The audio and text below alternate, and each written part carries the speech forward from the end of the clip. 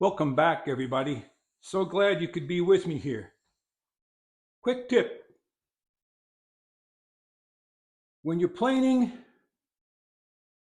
less than perfect grain woods, like this white oak, the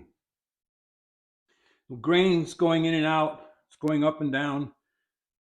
You want to prove to yourself that you've got the grain selected for the right direction. I've given you some tips on that.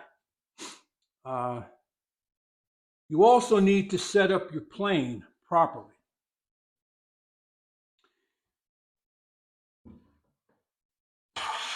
You want your plane to be able to work with the grain and against the grain. So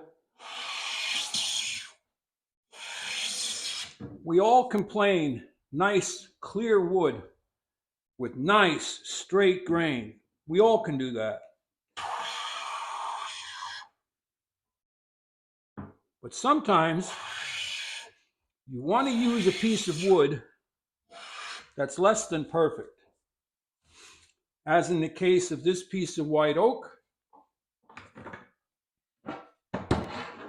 where the grain is attractive, it's unusual, it has some detail to it. However, the grain is running in and out and in and out and in and out. So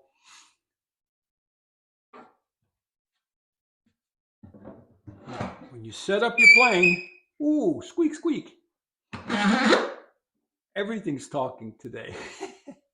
So when you set up your plane, remember, as I've always told,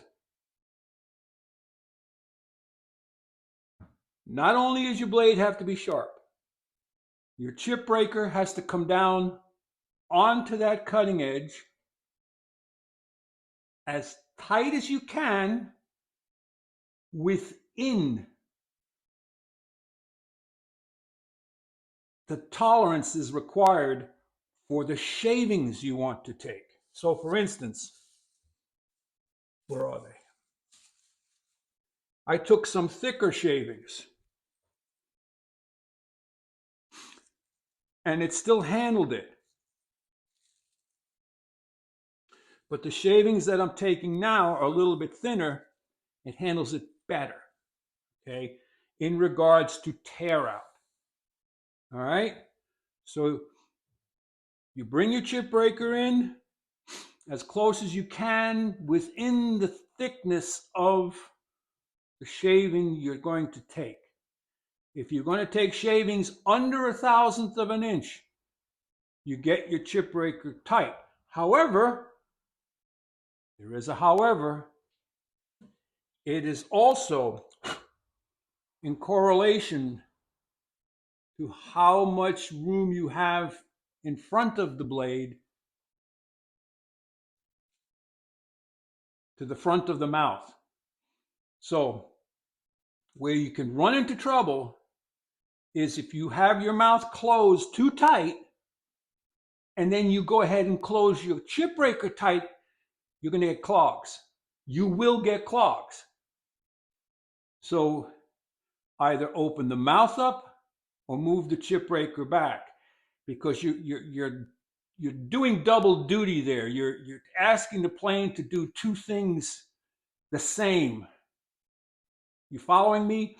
If you had just a single blade in there without a chip breaker, then you get your mouth as tightly closed as possible. But with a chip breaker, you can only go so close before it's going to clog. Ask me how I know. So that's about it on this one. Just a quick tip. Like, subscribe, and share, and head out to your workshop. Go make some shavings. Walter out.